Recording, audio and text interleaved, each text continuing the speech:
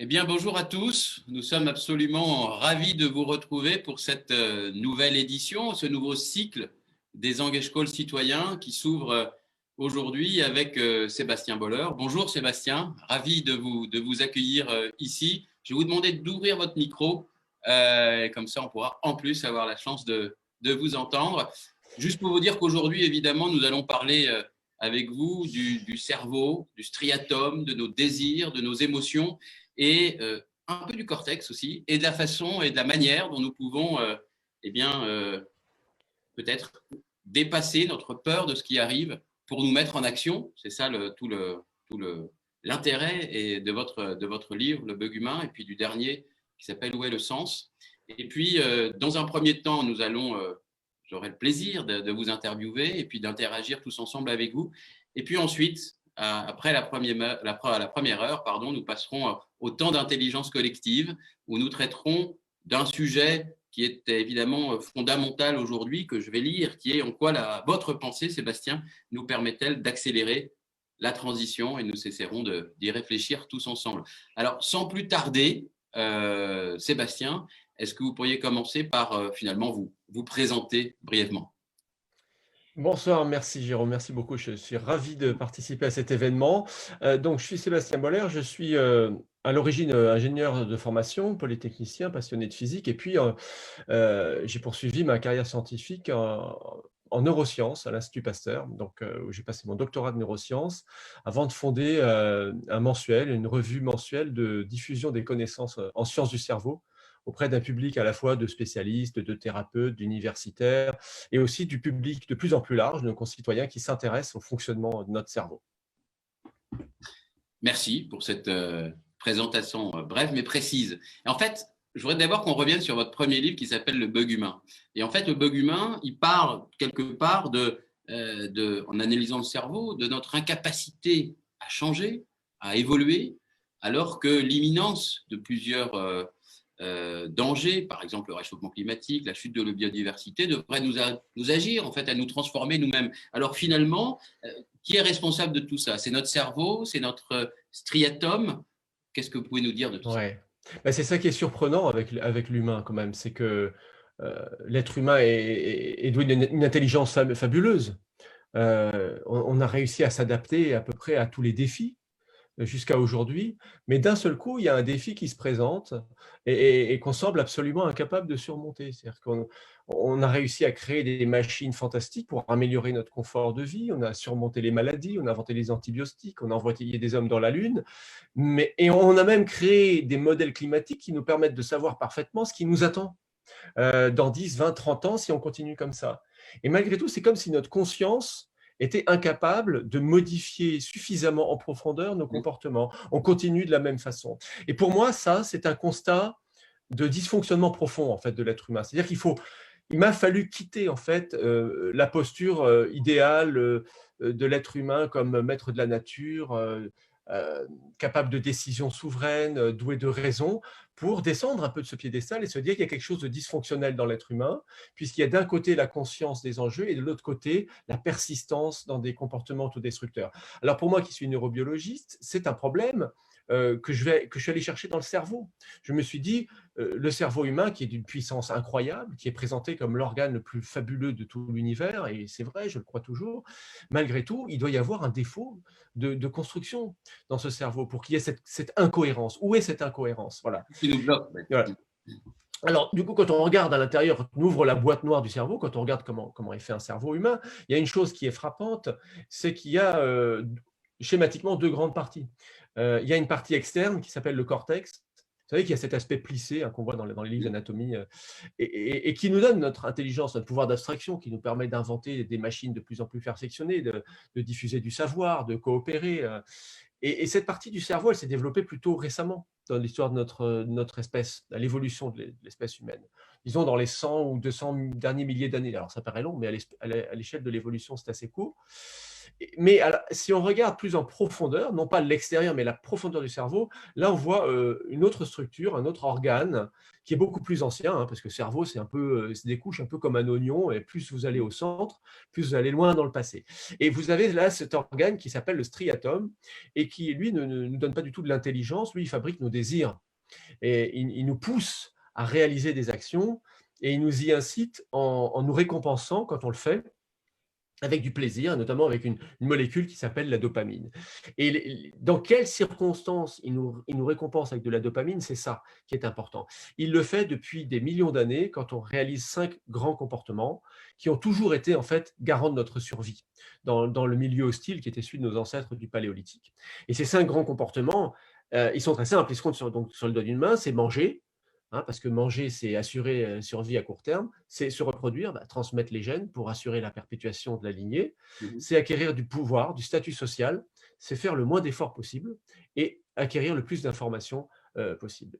Et si on considère un petit peu comment ces désirs se sont réalisés au cours de notre histoire, c'est très intéressant parce qu'on voit que le désir de manger, par exemple, il était lié au fait de capturer des proies, de chasser dans un milieu hostile. Et évidemment, à chaque fois que vous arriviez à capturer une proie, votre striatum donc vous récompensait avec un shoot de dopamine pour vous dire c'est bien, tu as réussi quelque chose de vital, donc il va falloir recommencer. C'est l'intérêt du plaisir qui est à la clé. Et surtout, il faut bien comprendre que nos ancêtres étaient dans un milieu pauvre en ressources alimentaires. C'est-à-dire que chasser, c'est difficile. Quand on arrive à capturer une proie, il faut en manger le plus possible aussi parce que vous n'êtes pas sûr d'en trouver une autre avant des semaines. Et puis, vous n'avez de toute façon pas de moyen de conserver la viande. C'est très différent. Donc, il y a une motivation à manger sans limite. Donc, il faut bien comprendre que ce striatum qui nous récompense avec de la dopamine, lui, il n'a pas été programmé pour se limiter pour la nourriture. Et pour le sexe non plus, parce que la loi de la sélection naturelle, c'est d'arriver à faire plus de copies de votre ADN que le voisin pour passer entre les mailles, pour dominer les autres. Et donc, plus vous aviez de relations sexuelles, plus votre striatum vous récompensait aussi avec de la dopamine. Donc là encore, il n'y a pas de fonction stop. C'est absolument fondamental. Pourquoi chercher du pouvoir dans un groupe d'hominidés? Par exemple, prenez un Homo erectus qui vivait il y a 1,5 million d'années à la surface de la Terre, dans des petits groupes de quelques dizaines d'individus. C'est capital d'arriver à gagner un petit cran dans la hiérarchie de votre groupe parce que avoir du statut social, c'est avoir de meilleures chances d'accéder à de la nourriture, du partage des ressources, et d'accéder à des partenaires sexuels. Donc c'est une prime de nouveau à la survie à court terme et à moyen terme. Donc à chaque fois que vous arriviez à gagner du pouvoir, là encore, vous étiez récompensé par votre striatum, par un shoot de dopamine.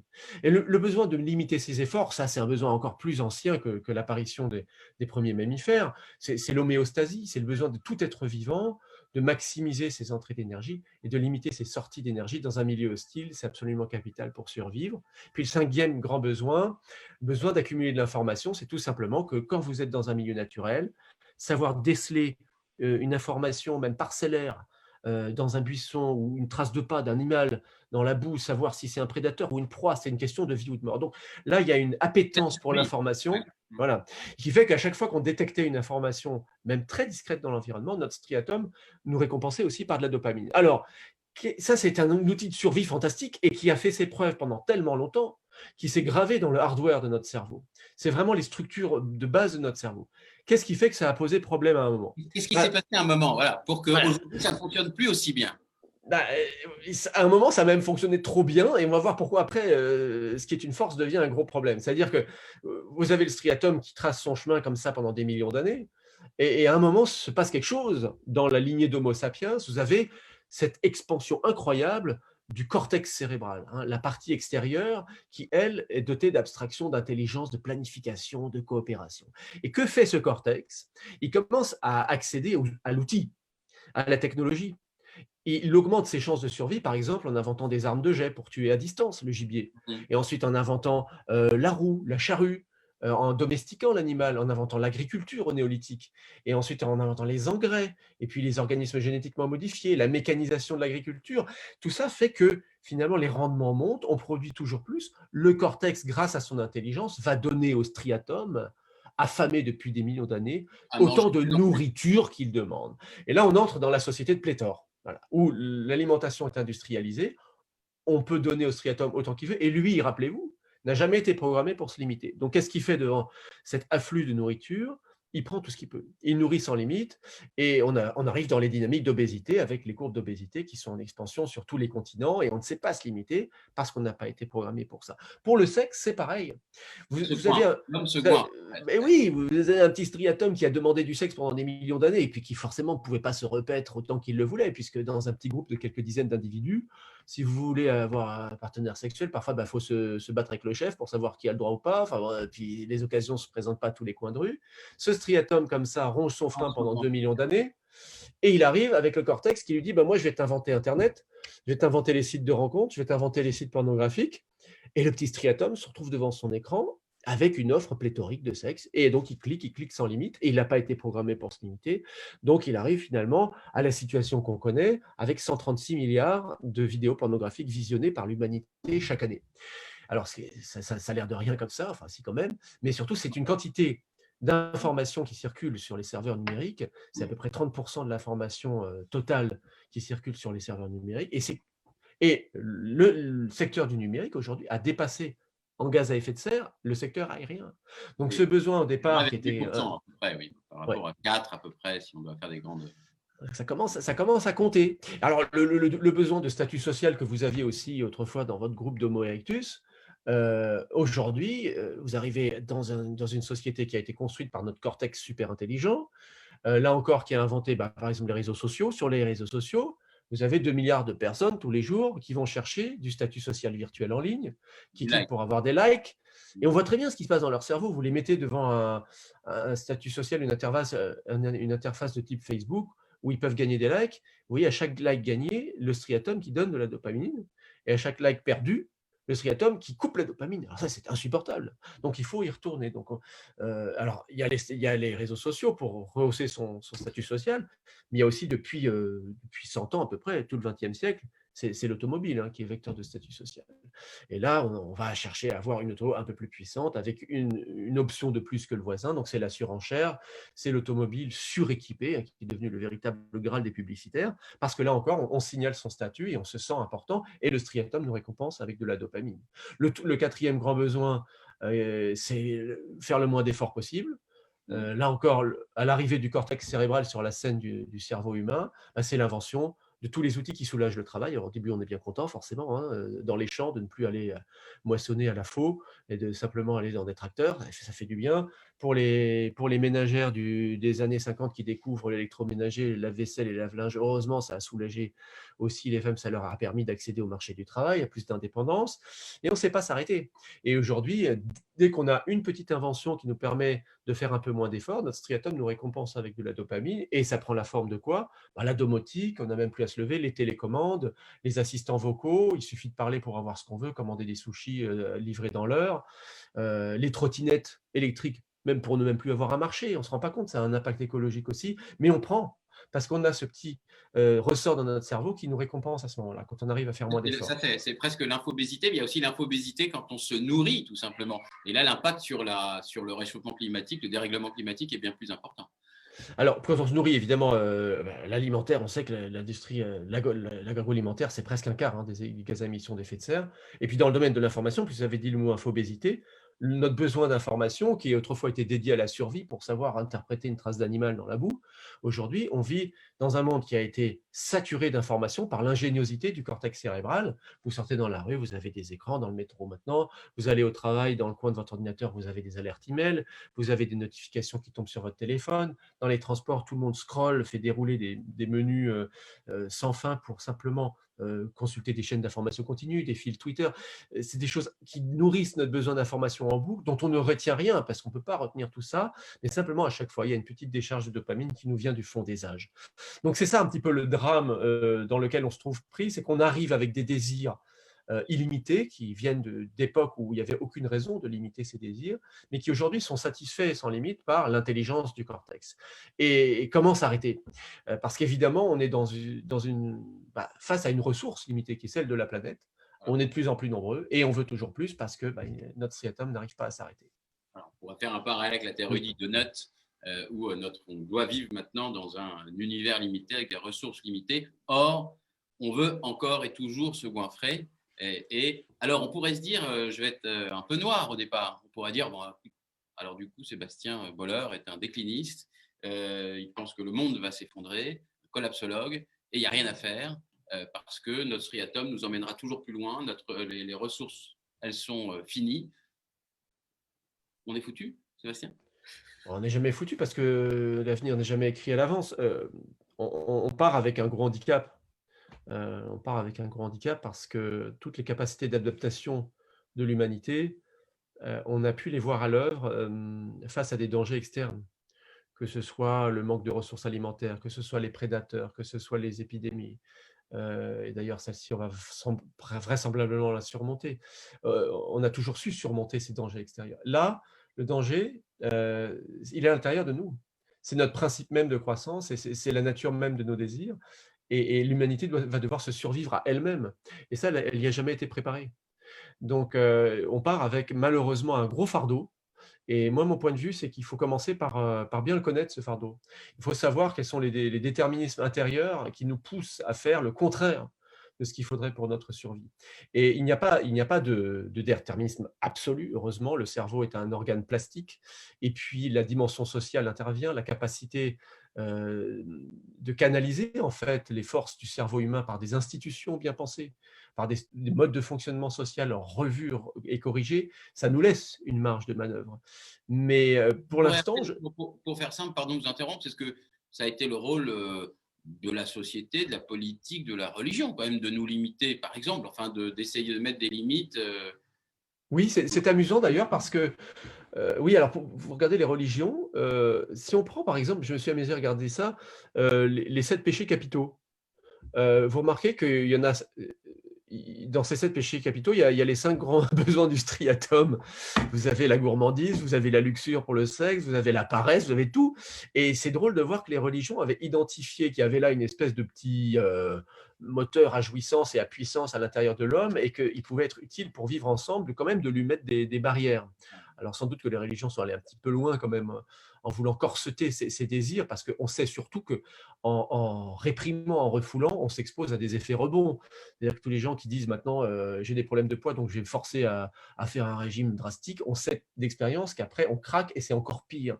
Mais malgré tout, oui, vous avez raison, il y a des perspectives du côté du social, et surtout, je crois qu'il faut réfléchir au moteur de croissance qu'on a en nous, parce que si on s'intéresse vraiment au fonctionnement intime des neurones, c'est-à-dire des cellules nerveuses de ce striatum, et aujourd'hui on a les outils pour le faire, on s'aperçoit qu'elles ont une caractéristique, c'est que quand elles ont toujours la même quantité de stimulation et de satisfaction, alors par exemple toujours le même salaire, ou toujours la même voiture, ou toujours le même partenaire sexuel, elles ont tendance à se lasser, ces neurones. C'est-à-dire qu'au bout d'un moment, au début, ils donnent de la dopamine, on est tout content, et puis au bout d'un moment, c'est un temps variable selon les personnes, hein, ça peut être au bout de quelques jours, quelques semaines, quelques mois, quelques années, la dopamine décline. Et donc, on ne ressent plus de plaisir quand on a toujours la même dose, en gros. Et le seul moyen de relancer la production de dopamine, c'est d'augmenter les doses. Ça s'appelle l'habituation hédonique, le fait qu'on s'habitue au plaisir qu'on a. Et alors ça, c'est un piège terrible. Alors, c'est un piège terrible. En fait, ça a fait d'Homo sapiens une espèce conquérante qui n'en avait jamais assez. Quand vous regardez l'histoire des migrations, Homo sapiens conquiert tout. Il élimine les espèces animales, il élimine même les espèces cousines, les autres hommes, les hommes néandertals, les hommes de Flores, ils ont tous disparu, il reste que nous, parce qu'on a ce moteur de conquête et d'aller toujours plus loin. Mais c'est inscrit dans nos neurones, et aujourd'hui, évidemment, c'est totalement obsolète. C'est fermé, on est dans un bocal. Donc, ça a très bien marché, et maintenant, il faut se reconfigurer. Donc, comment reconfigurer ces neurones? Alors, moi… deux pistes, éducation, la question de la conscience aussi beaucoup, notamment ouais. dans votre livre. Ouais. Oui, parce que… alors, il y a un fait qui me paraît quand même assez incontournable, c'est qu'on a besoin de dopamine, hein, pour faire simple, c'est-à-dire que on ne peut pas avoir envie de se lever le matin et de se lever et aller entreprendre une action quelle qu'elle soit, aller vers les autres, sans activer justement ce circuit-là. Ouais. Il y a des exemples de personnes chez qui le striatum a été abîmé ou détruit à cause de lésions cérébrales. Et c'est très saisissant de voir ce qui leur arrive. C'est-à-dire qu'ils sont comme vous et moi, ils sont tout à fait capables de parler, ils sont capables de lire un livre, de produire des raisonnements très élaborés, mais ils ont une incapacité sélective. Ils sont incapables de décider, de vouloir quelque chose. C'est-à-dire que si vous les mettez, par exemple, à tondre un jardin, vous les mettez devant une tondeuse, et vous repassez 1 heure après, ils sont toujours les mains sur la tondeuse sans avoir commencé. Et vous leur dites maintenant, il faut tondre, il faut appuyer sur le bouton, alors ils le font. Mais cette capacité de s'auto-activer pour se prendre en main soi-même, ça a disparu. Donc, on ne peut pas vivre sans cet incitatif à l'action. Il nous faut cette dopamine pour vivre simplement. C'est la vie. Donc, la question, ça se ramène à savoir comment obtenir cette molécule-là, cette libération de dopamine, d'une façon qui ne détruise pas notre environnement et d'une façon qui soit encadrée, qui ne soit pas appelée à vouloir toujours plus. Alors, il y a quelques pistes. La première, c'est peut-être d'utiliser une faculté de notre cortex cérébral qui a été totalement délaissée dans l'histoire de l'Occident moderne, en gros. Hein. C'est la capacité à produire, non pas de l'intelligence pratique pour augmenter notre pouvoir d'action sur le réel, mais de la conscience. Alors, qu'est-ce que c'est la conscience par rapport à l'intelligence? C'est totalement différent. Vous pouvez être très intelligent, par exemple, produire des outils informatiques incroyables, avec un pouvoir de performance très, très pointu, sans avoir forcément conscience de ce que ça veut dire et de ce que ça implique pour le fonctionnement de la société, pour les libertés individuelles, pour la préservation des sources d'énergie. Ce sont 2 choses différentes. Et puis vous avez des gens qui peuvent être très conscients, mais pas forcément avec une intelligence très développée. Le cortex cérébral peut faire ces 2 choses, l'intelligence et de la conscience. Nous, on est dans une société très utilitariste qui a mis sur le devant de la scène l'intelligence pratique, l'intelligence instrumentale, et ça nous a réussi matériellement. Mais la dimension de conscience, qui est peut-être beaucoup plus développée par les traditions orientales, notamment à travers la méditation, la conscience du corps, on en reviendra peut-être, ça repose sur un autre mode de fonctionnement du cortex, avec des synchronisations de différentes régions cérébrales qui nous mettent en correspondance avec nos sensations, avec la prise de conscience de l'instant et la capacité aussi de ressentir les choses pleinement, c'est-à-dire d'être présent à ce qu'on fait. Et ça, l'expérience du raisin. voilà, ça c'est très très important. C'est très important dans des choses aussi simples que s'alimenter, puisqu'on prenait le premier besoin du striatum, qui est de vouloir manger toujours plus. La conscience peut donner du plaisir de manger sans manger toujours plus. Et alors, vous en faites l'expérience, par exemple, devant votre télévision, si vous êtes habitué à manger devant votre écran en mangeant une série, vous aurez peut-être constaté que vous avez tendance à manger un peu plus. Bon, il y a pas mal d'études qui ont été faites là-dessus et qui montrent qu'effectivement, quand on mange devant un écran, on mange entre 40 et 60% de calories en plus. Pourquoi? Parce qu'en fait, notre conscience qui nous donne cette capacité à savourer ce qui nous arrive, elle est attirée par l'écran. Et donc, elle n'est pas vraiment présente aux saveurs hein, qu'on déguste au niveau du palais, de la langue. On est attiré vers autre chose, donc on compense par de la quantité. À l'inverse, si vous éteignez les écrans, si vous coupez la radio, si vous êtes pleinement présent à ce que vous mangez, à ce moment-là, il suffit de très peu pour produire du plaisir et libérer de la dopamine. Alors, il y a cette fameuse expérience du grain de raisin qui m'a été enseignée par Christophe André, qui avait introduit ça à l'hôpital Sainte-Anne quand il a introduit la méditation de pleine conscience justement en milieu hospitalier, notamment pour des patients qui sont en alimentation compulsive. Ils sont justement dans cette logique de toujours plus, de machinalement toujours piocher dans le sachet de chips, et qui après se retrouvent avec des problèmes de surpoids, de diabète, tout ce que vous voulez, pour justement leur redonner le contrôle sur le geste de manger. L'expérience est simple, vous êtes assis en groupe de personnes justement qui viennent consulter, il y a le psychiatre au centre qui fait circuler un sachet de grains de raisin sec et qui dit à chacun, vous allez piocher un petit raisin sec, et puis vous allez garder dans votre main, et vous n'allez pas le manger tout de suite. Et on va faire une expérience, on va d'abord le regarder, le raisin sec, d'abord prendre conscience de son aspect visuel. Et là, d'un seul coup, on s'intéresse au raisin sec, on voit que c'est joli, dans la lumière rasante, il y a des petits replis et tout, c'est joli. Puis ensuite, vous pouvez le sentir. Alors, vous sentez l'odeur du raisin sec, un peu acidulé, un peu sucré comme ça, puis ça dure 1 ou 2 minutes. Après, vous avez le droit de le mettre dans la bouche. Mais là, vous ne pouvez pas l'avaler. Donc, il faut déjà faire un acte de résistance.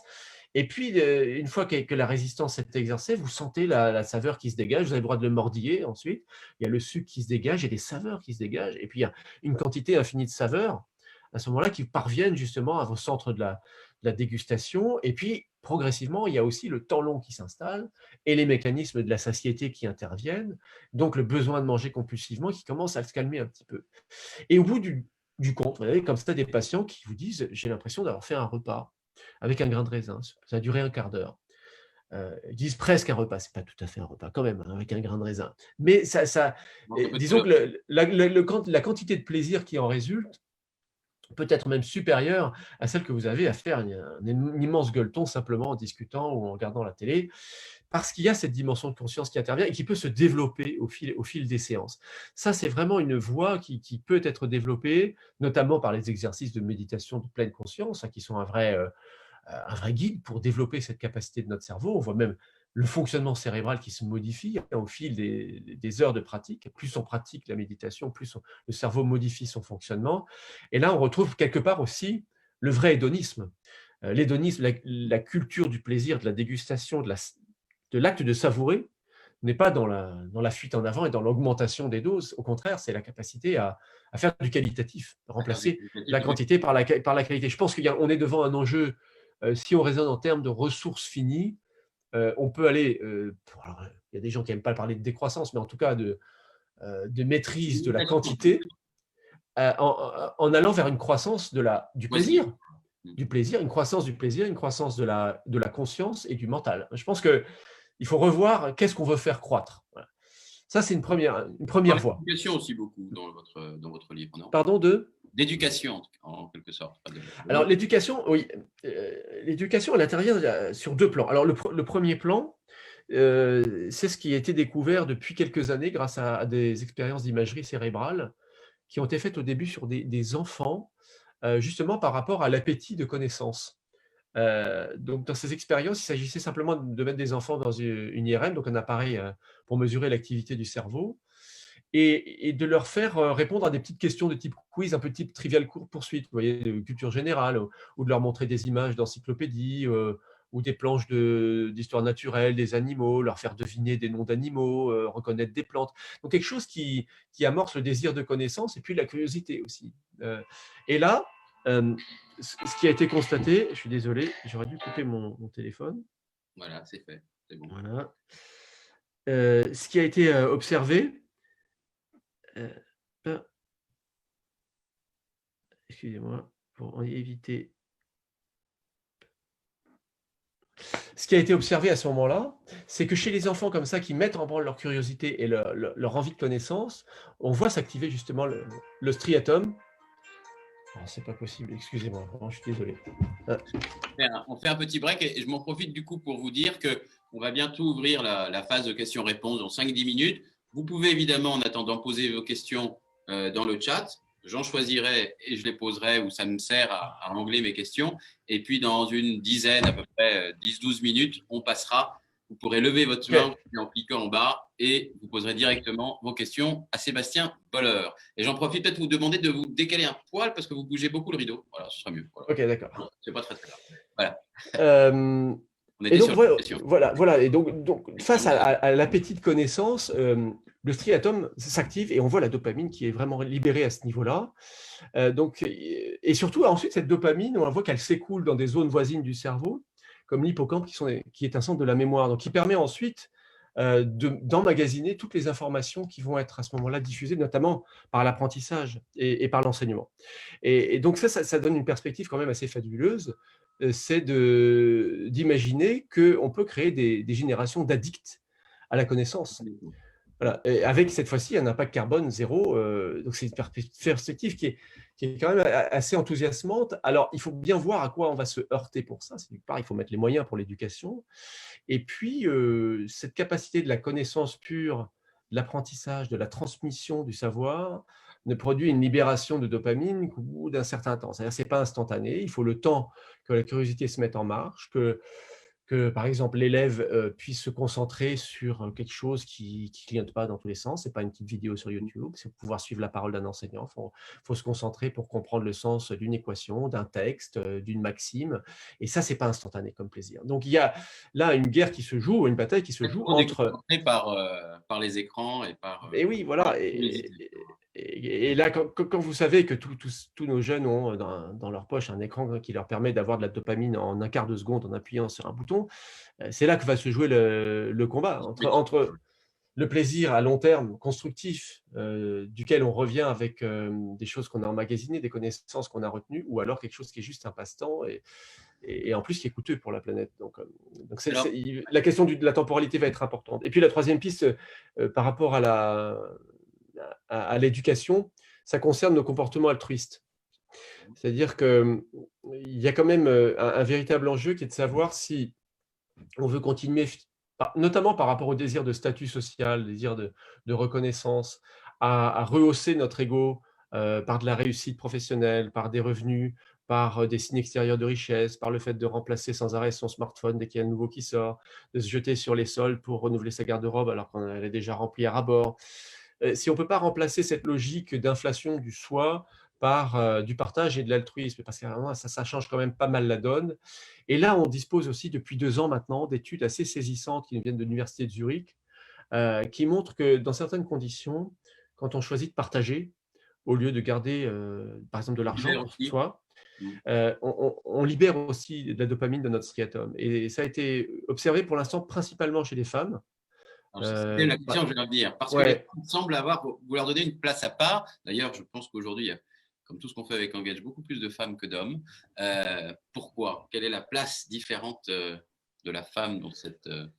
alors effectivement, quand on voit le striatum d'une femme qui s'allume dans un scanner quand elle partage une somme d'argent avec un inconnu et qu'on voit le striatum de l'homme qui a tendance à s'activer quand il garde l'argent pour lui, on peut se dire, bah, qu'est-ce qui se passe? Est-ce que c'est le chromosome Y qui joue un rôle? Est-ce que c'est les hormones?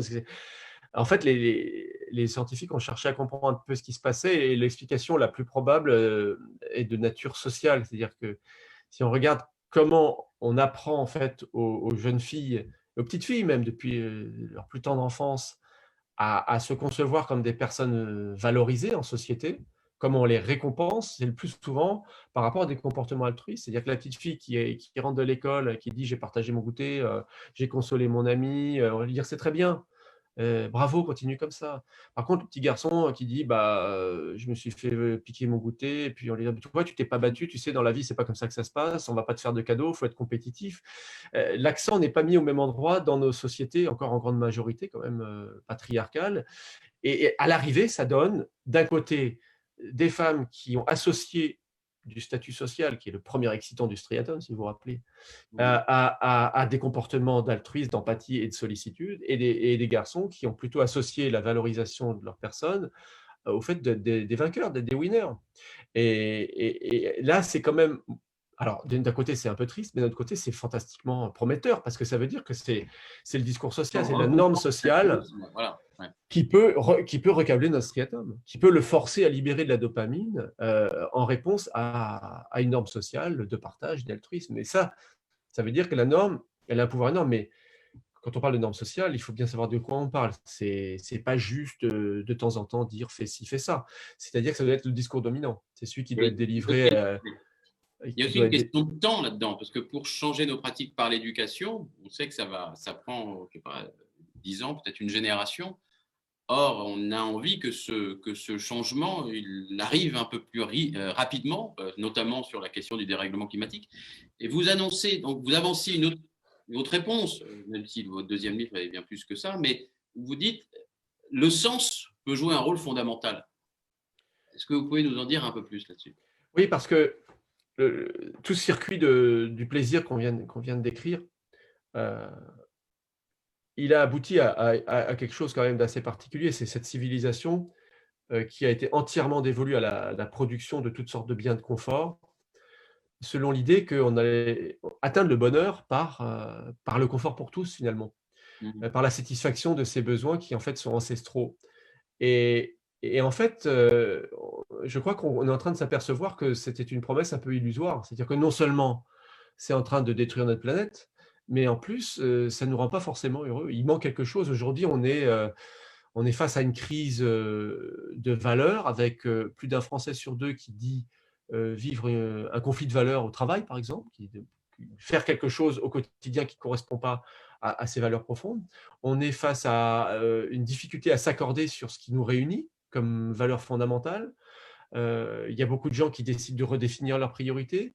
Il y a énormément de dépression, il y a énormément de burn-out, il y a le rythme de vie qui s'accélère sans arrêt, qui met les organismes à rude épreuve. Et là-dedans, l'incertitude augmente. Vous avez, par exemple, la durée des CDD qui ne cesse de réduire. Il y a de moins en moins de CDI. Il y a des gens qui se sentent dans une situation de précarisation. Et c'est comme si là-dedans, la promesse de confort, finalement, nous asséchait quelque part, qu'il nous manque quelque chose de fondamental. Alors, moi, je suis allé voir de nouveau un petit peu dans notre cerveau s'il n'y avait pas autre chose que ce striatum qui nous pousse à consommer et à surexploiter la planète, et notamment d'où nous vient notre besoin de trouver un sens à ce qu'on fait. Et là, on tombe sur une autre partie du cerveau, qui est ce que j'appelle là la face lumineuse du cerveau. C'est une zone du cerveau qui est située à l'interface entre nos deux hémisphères cérébraux. Vous voyez, un cerveau, c'est fait de deux hémisphères qui se rejoignent au milieu. Et là, il y a un repli du cerveau qui s'appelle le cortex singulaire et qui, lui, cherche non pas de la puissance et de la jouissance, mais du sens.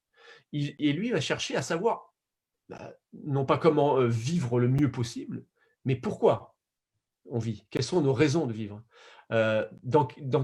quelle est notre destination commune, comment un groupe s'achemine vers une destination, quel est l'accord entre nos valeurs fondamentales et les choix qu'on fait au niveau concret, et quels sont les codes de vie dont on peut se doter. Et donc, dès qu'il trouve une cohérence entre tout ça, à ce moment-là, il fait fonctionner tout le cerveau sur un mode beaucoup plus apaisé. Et quelque part, il nous dispense ensuite d'aller nous réfugier dans des comportements de maîtrise de notre environnement matériel, d'augmentation sans arrêt de notre niveau de consommation, de fuite on va dire des ersatz de sens qui sont, que ce soit par exemple l'achat de produits de marque pour rehausser l'ego, que ce soit la surconsommation d'alcool ou de drogue, voilà. Donc là, il y a une sorte de bifurcation dans notre cerveau. Il y a une véritable guerre qui se joue entre un circuit de la puissance et de la jouissance d'un côté, qui est le striatum, et un circuit du sens qui est celui du cortex singulaire. Et lui est totalement inexploité en fait dans notre civilisation. On a mis en fait le paquet sur l'intelligence pratique pour satisfaire nos désirs, on va dire ancestraux, qui sont pas très différents de celui d'un macaque. Si on regarde, ils ont exactement les mêmes. Hein. Et on n'a plus rien mis sur la dimension du sens. La question du sens de notre action collective et individuelle a été totalement escamotée, on va dire, depuis la Renaissance et la révolution industrielle. Ben, on va, si vous voulez bien, Sébastien, passer à la deuxième partie de l'émission, qui est qu'on donne la parole, évidemment, à tous ceux qui vous écoutent. Je trouve, vu le nombre de questions qu'il y a, avec énormément d'intérêt. J'aimerais poser une dernière question, et puis après, par exemple, peut-être Julien Marcinkowski, si j'ai bien prononcé, j'ai trouvé ta question intéressante dans le chat, donc soit je la poserai, soit si tu veux prendre la parole et lever la main pour que Laura t'ouvre le micro. Mais j'avais une autre question avant d'ouvrir cette phase-là, qui est, en fait, Sébastien, vous parlez beaucoup du cerveau. Évidemment, c'est votre domaine d'expertise. Mais l'homme, ce n'est pas qu'un cerveau, c'est un corps, c'est un cerveau, certes, c'est une âme, c'est plein de. C'est toutes ces différentes couches, dimensions mêlées. Alors, comment ne pas avoir une pensée ou une analyse qui se réduise au cerveau, quel rôle jouent les autres parties de notre être, en quelque sorte? Oui, alors ça, c'est fondamental. Parce que l'interaction entre le cerveau et le corps, c'est le socle, en fait, de cette capacité en fait, de notre être de produire de la conscience. On sait aujourd'hui, par exemple, que la capacité à se sentir exister, c'est lié à des échanges d'informations entre le cerveau et le corps. Et peut-être que c'est une raison pour laquelle on a en quelque sorte escamoté la dimension de la conscience au profit de l'intelligence à travers le dualisme, hein, à partir de l'héritage de Descartes à la Renaissance, qui consistait à dire il y a l'esprit d'un côté et le corps de l'autre, et avec l'accent qui est mis évidemment sur l'intelligence totalement abstraite dans l'Occident pour produire des machines efficaces et pour privilégier la dimension totalement rationnelle, totalement comme ça, très cérébrée de l'intelligence qu'on voit à travers le culte des mathématiques, par exemple. Et ça aboutit comme ça à une espèce de culte de l'intelligence pratique au détriment de cette interaction entre le cerveau et le corps qui donne plus de plénitude dans la prise de conscience en fait, de ce que nous sommes et de ce qu'est la réalité de la nature, par exemple. Et je crois qu'on devrait se réconcilier, et on commence à le faire, hein, notamment à travers des courants comme la médecine corps-esprit, qui consiste en psychiatrie à ne pas aborder les problèmes de l'esprit uniquement à travers le fonctionnement du cerveau, mais à travers ses interactions avec le corps. Il y a une évolution qui se fait jour. On aurait intérêt à continuer dans ce sens-là. Par exemple, la capacité de pleine conscience qui est développée par la méditation ne peut pas exister sans une connexion entre le corps et le cerveau. Après, dans la problématique qui est celle du moteur de consommation que je décris à travers le striatum, c'est quand même vraiment là que ça se joue. Parce que le corps humain n'est pas ce qui a créé le problème. Vous avez des centaines d'autres espèces d'animaux qui ont un corps aussi performant que le nôtre, voire plus rapide, plus fort, et qui n'a jamais amené ces espèces à outrepasser les limites de l'équilibre du vivant. Nous, ce qui nous a fait sortir en quelque sorte de la nature, c'est la structure très particulière de notre cerveau, qui, avec cette expansion du cortex cérébral, a permis vraiment l'émergence du signifiant, du concept, de l'outil, de quelque chose qui dépasse notre corps et qui est l'outil et la technologie. La force de l'homme, c'est justement qu'il va plus loin que sa force physique en créant toutes sortes de machines qui le font se considérer comme un dieu parce qu'il n'y a pas de limite prescrite à la technologie. On peut toujours inventer quelque chose de plus puissant. Et ça, c'est notre cortex cérébral qui le permet, et aucun autre cerveau d'animal ne le permet. C'est la particularité de notre espèce, et c'est pour ça que le problème ne peut s'analyser qu'en examinant ce qui fait la particularité de l'homme par rapport aux espèces et ce qui fait de lui une espèce intrusive qui bouleverse les équilibres du vivant. Mais pour répondre à votre question, pour revenir peut-être dans l'équilibre du vivant, il faut peut-être justement revenir à ce qui nous rapproche aussi des autres animaux et ce qui est notre corps finalement, parce que lui, il ressemble beaucoup plus. Et le lien entre nous aussi par le corps. Alors, j'ai pas l'impression que Julien ait levé la main, je la vois pas en tout cas pour qu'on prenne sa question. Donc, si Julien voilà, je le vois arriver. Laura, est-ce que tu pourrais prendre la question de Julien, enfin lui ouvrir le micro sur la question, puisqu'il dit que la dopamine finalement n'est pas le seul neurotransmetteur. Julien, il y a toujours un petit décalage avec Zoom, mais si tu veux bien ouvrir ton micro et ta caméra et poser ta question. Yes. Ravi. Bonsoir Julien. Bonsoir Jérôme, bonsoir Sébastien, et merci beaucoup pour cette intervention. Ouais, la question que j'avais là sur les neurotransmetteurs, c'est qu'il y a beaucoup de neurotransmetteurs dans le cerveau. Là, je disais dans la question, il y a aussi sérotonine, ocytocine, cortisol, adrénaline, noradrénaline, etc. La dopamine, c'est qu'un neurotransmetteur parmi d'autres. Quel rôle les autres neurotransmetteurs ont? Qu'est-ce que le bug humain, c'est un aspect du cerveau. Qu'est-ce qu'on connaît d'autre sur le cerveau? Qu'est-ce qu'on peut dire d'autre aussi, d'autres mécanismes peut-être pour élargir un peu ou nuancer, je ne sais pas. Oui. Sébastien. Il y a effectivement un grand nombre de neurotransmetteurs dans le cerveau, et il y en a un qu'on peut déjà raccrocher à la dimension de plaisir et qui est intéressant parce que souvent, il y a des personnes qui viennent me voir après des conférences en me disant: «Mais moi, par exemple, il y a des moments où je suis capable de faire des efforts qui me coûtent, mais j'ai du plaisir. Quand je fais du sport, par exemple, j'ai un plaisir. Donc, d'après vous, ce n'est pas de la dopamine parce qu'elle nous pousserait à faire le moindre effort.» Et c'est vrai, là, vous avez par exemple une libération d'endorphines, c'est-à-dire des analogues de la morphine qui sont aussi produits par le cerveau et qui produisent une sensation de bien-être. Et cette fois-ci, c'est un bien-être plus diffus, et qui ne s'obtient pas de façon instantanée. Il faut passer par-dessus une certaine douleur, d'ailleurs, parce que la fonction des endorphines, c'est aussi une fonction anesthésiante. Hein.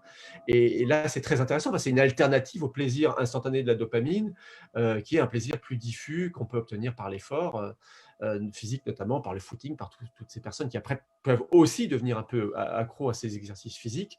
Donc ça, c'est quelque chose d'important. Et la sérotonine, vous l'avez cité, cette fois-ci, ça va être un neurotransmetteur qui est plus impliqué dans les variations de l'humeur. Alors, l'humeur, c'est autre chose que les états de plaisir intenses qu'on peut avoir en mangeant ou en ayant des rapports sexuels. C'est quelque chose aussi qui se déroule sur des échelles de temps plus longues, plusieurs jours, plusieurs semaines. Hein. C'est ce qui va être dégradé dans la dépression. Par exemple, un manque de sérotonine dans les états dépressifs qu'on va corriger soit par des thérapies, soit par des antidépresseurs. Les antidépresseurs étant justement des molécules qui vont rehausser la concentration de sérotonine. Donc ça, c'est quelque chose qui forme plus la toile de fond de la façon dont on se sent plutôt bien, plutôt mal.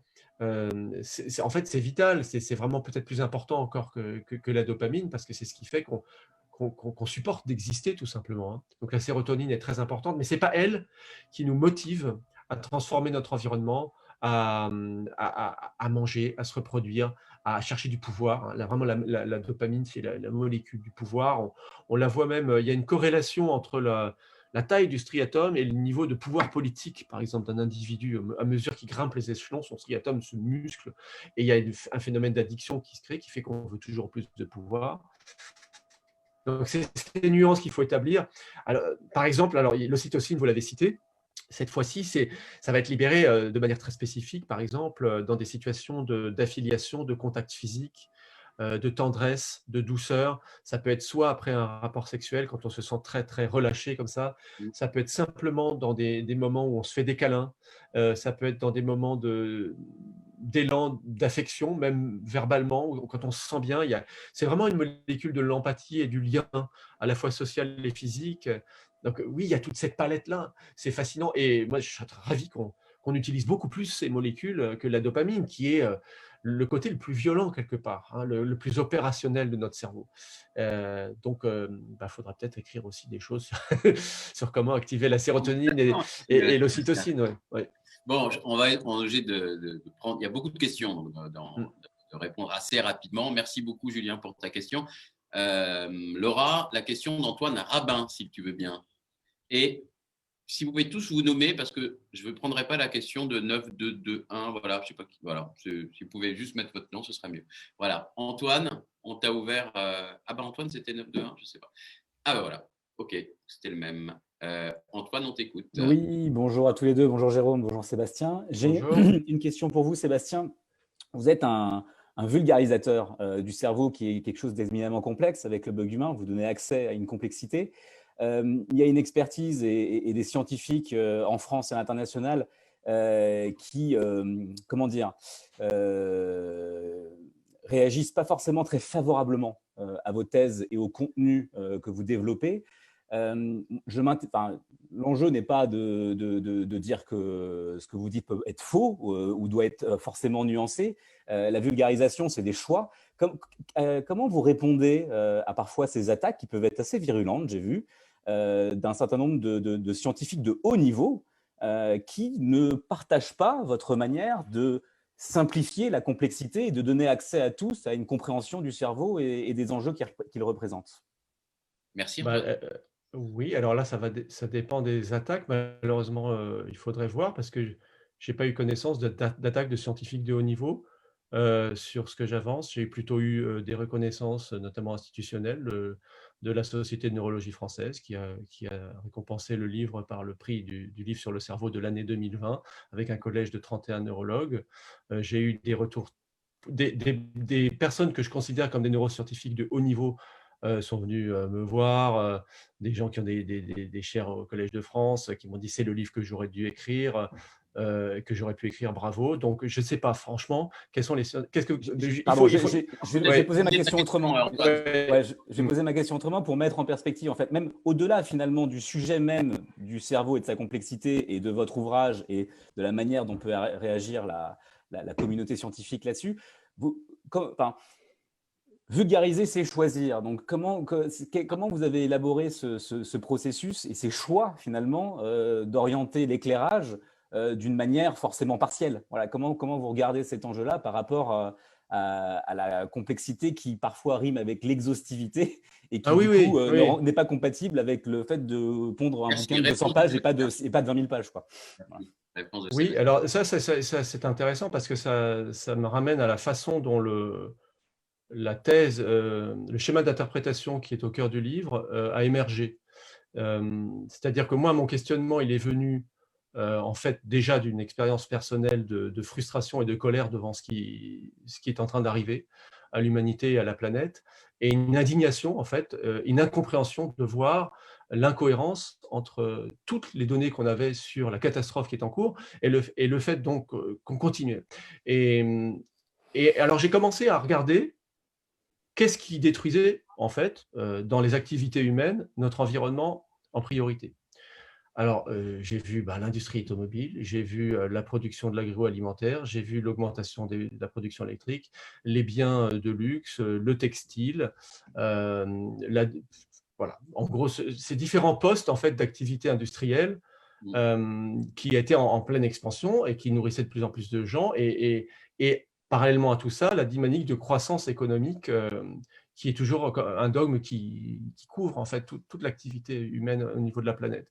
Et ces grandes activités-là sont de manière évidente des grandes renforçateur primaire, ce qu'on appelle, du système de récompense. Donc, le système de récompense, c'est donc la structure du cerveau qui inclut le striatum, qui a été au départ analysé par Holz et Milner dans les années 50 et ensuite documenté jusqu'à aujourd'hui, et qui correspond donc aux besoins hyper connus. Donc là, les grands scientifiques qui veulent les nier, je serais ravi de les avoir à côté de moi, qui est le besoin alimentaire, le besoin sexuel, le besoin de statut social, le besoin d'homéostasie, de réduction des efforts, et l'appétence pour l'information, les grands renforçateurs primaires, qui collaient tellement parfaitement en fait, à notre utilisation des ressources agroalimentaires, à notre façon de pousser la consommation automobile, la façon d'utiliser la recherche de statut social dans les logiques de marketing pour les produits de luxe, pour les smartphones, pour tout ce que vous voulez, que là, il y a quelque chose qui m'a sauté aux yeux, et je l'ai ensuite structuré comme ça. Et le nombre de publications scientifiques se référant à ça étant tellement énorme et tellement passionnante en plus, que j'ai vraiment même pas eu beaucoup à réfléchir avant de mettre en place ce parallèle. Alors, après, il y a la question de la vulgarisation. J'ai eu une fois l'occasion de discuter avec un chercheur en neurosciences, qui ne travaillait pas du tout d'ailleurs sur le système de récompense, et qui disait « Oui, mais vous êtes vulgarisateur, vous n'êtes pas chercheur ». Alors, j'ai commencé à lui parler du système de récompense et des 250 références de travaux que j'avais compulsées pendant 2 ans, et il n'en connaissait pas un dixième. Donc, il faut bien se poser la question de savoir qu'est-ce qui fait la légitimité quand on produit un discours scientifique à destination du public. Est-ce que c'est le fait d'appartenir à un laboratoire du CNRS, ou est-ce que c'est le fait de maîtriser une bibliographie? Et dans ce cas-là, les deux comptent certainement, mais je peux vous garantir, et je pense que ce sera un débat très intéressant, que vous vous trouvez dans des situations parfois où des personnes qui sont des chercheurs statutairement sont beaucoup moins qualifiées pour parler d'un sujet scientifique, en neurosciences ou ailleurs, qu'une personne qui a approfondi le sujet pendant 2 ans. Et ça, je suis prêt à le défendre pied à pied avec les personnes que vous pourriez citer. Et malheureusement, je ne vois pas à qui vous faites référence. Peut-être heureusement d'ailleurs. Merci Oui. Antoine. Ouais. On va ouvrir Merci pour la réponse. Merci Antoine. On va passer la question à Marion Bailly. Pas la parole, le micro plutôt, pardon. Marion, nous t'écoutons. Question assez courte parce qu'on est déjà pris par le temps malheureusement. Ça aussi, c'est un problème de temps, dans les cerveaux. Marion. Oui, vous me voyez, oui. On ne t'entend pas très bien, Marion. Ah, là, vous m'entendez? Non, c'est bon, voilà. Allez. Un petit problème de son. Bonjour Jérôme, bonjour Sébastien. Une question rapide, un témoignage qui va avec une question. Après avoir lu votre livre, Sébastien, je me suis retrouvée à passer devant une boutique. Je n'achète plus normalement, mais là j'étais très attirée, je vais être d'une façon très très concrète, par un vêtement. Et il s'est passé que je sentais que j'avais un achat compulsif. Et j'ai réfléchi à votre livre et j'ai trouvé plus de plaisir à ne pas acheter qu'à acheter. Donc, je pose juste la question qu'il y a derrière, c'est que j'ai réfléchi à votre livre et je me suis dit, est-ce que là, c'est la dopamine qui est en jeu? J'ai trouvé plus de plaisir à ne pas faire l'acte d'achat qu'à faire l'acte d'achat. Donc, la question que je pose, c'est comment est-ce qu'on pourrait utiliser vos recherches finalement et tout ce que vous transmettez dans ce livre, qui est vraiment, pour moi, vraiment très intéressant, pour faire changer finalement ces comportements d'achat? Faire lire le livre d'abord, puisque chez toi, ça a été efficace.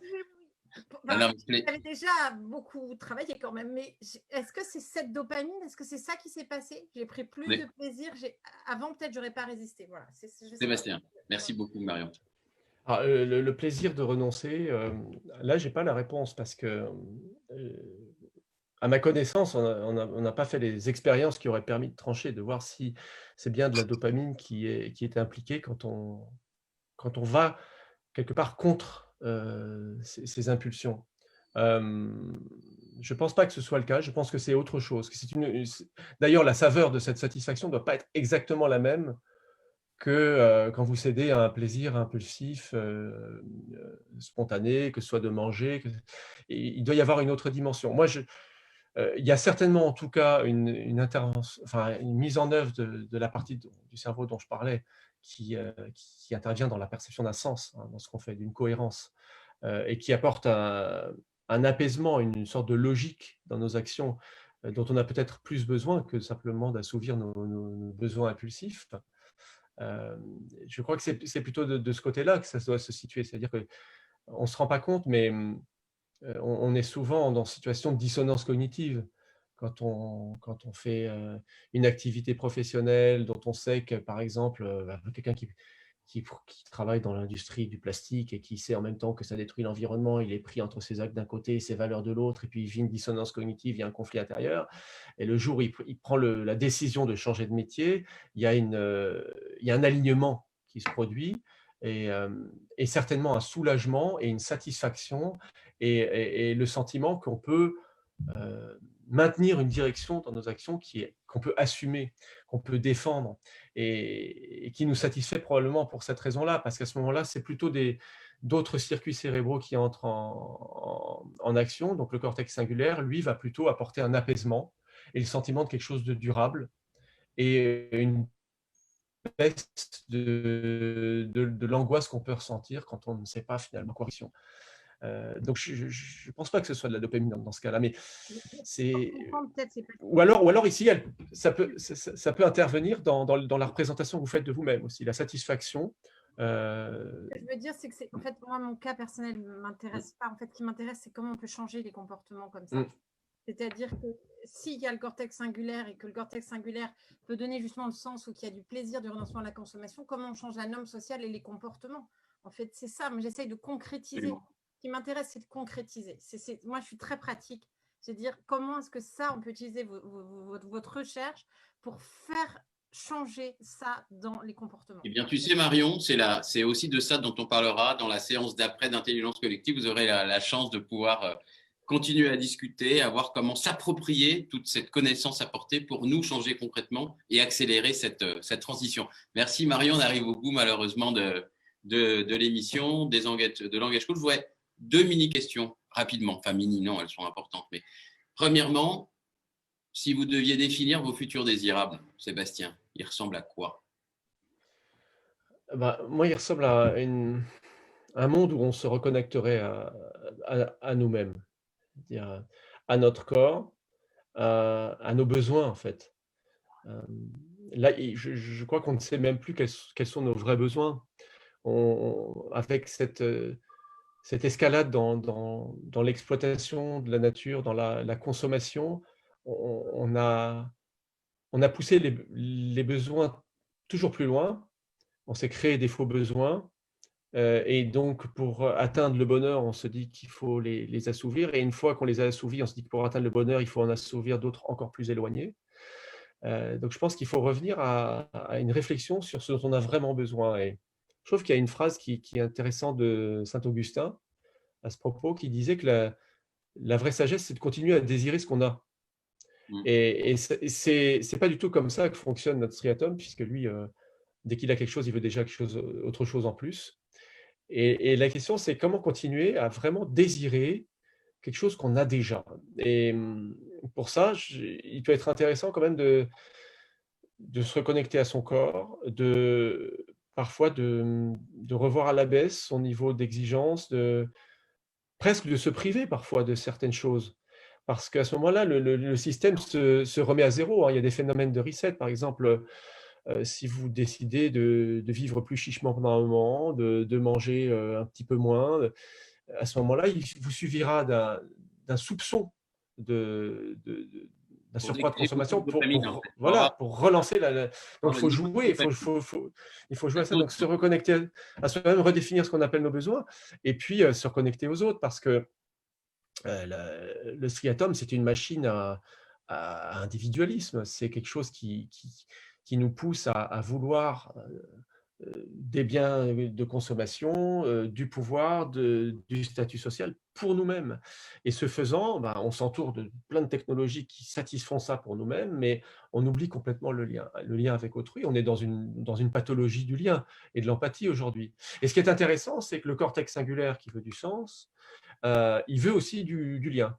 C'est amusant parce que le besoin d'être connecté à un groupe et le besoin de trouver du sens provoque la même réaction du cortex singulaire. C'est comme s'il était une sorte de de courroie de transmission entre le groupe et le sens. Ou peut-être que le groupe et le sens, finalement, représentent un peu la même chose. En tout cas, se reconnecter à soi et se reconnecter aux autres et remplacer la croissance matérielle par qualitatif.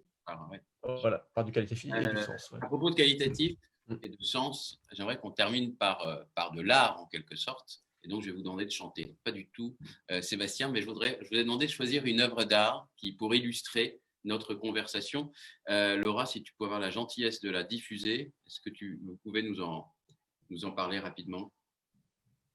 Oui, alors ça, c'est la tour de Babel d'un peintre hollandais du XVIe siècle, fin du XVIe siècle. Ce n'est pas celle de Bruegel, mais moi, je l'aime beaucoup parce qu'il y a là-dedans une démesure presque volcanique qui me semble vraiment représenter la pulsion de l'humanité vers toujours plus, au point de vouloir s'élever vers les dieux, avec évidemment cette pulsion de croissance et d'accroissement de soi qui dépasse les dimensions de la vie normale, puisqu'on voit la ville autour qui est comme écrasée par ce monument disproportionné et qui évidemment à un moment va se heurter à la limite, puisque c'est l'histoire de la tour de Babel, la limite qui est évidemment celle de l'homme par rapport à Dieu dans les écrits, mais pour nous aujourd'hui, la limite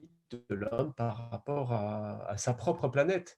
Et ça doit faire réfléchir. C'est un avertissement qui est au fond de notre héritage culturel collectif depuis très très longtemps, mais malgré tout, au fond de nous, dès qu'on a pu, grâce à la technique, s'ériger en Dieu, on a eu la tentation de le faire.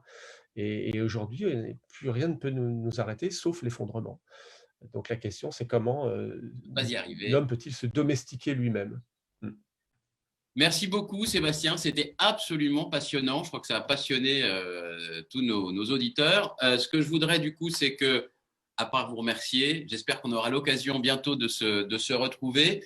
Nous, on va continuer à aller discuter de tout ce qu'on a appris dans une session d'intelligence collective. Laura a eu la gentillesse de vous partager le lien dans le chat. C'est un autre Zoom où on va se retrouver, je crois, aussi assez nombreux ce soir pour essayer de répondre à cette question que je relis, mais qui est centrale. Hein. C'est comment votre pensée, ce que nous avez apporté, peut nous permettre d'accélérer la transition. Voilà, merci. On se retrouve tout de suite dans l'autre Zoom. Merci infiniment, Sébastien, pour tout ce que vous nous avez apporté. Merci à vous. Et puis, à très bientôt. À bientôt. À très bientôt pour les Engage Calls qui reprennent un rythme plus régulier à partir de maintenant. À bientôt. À bientôt.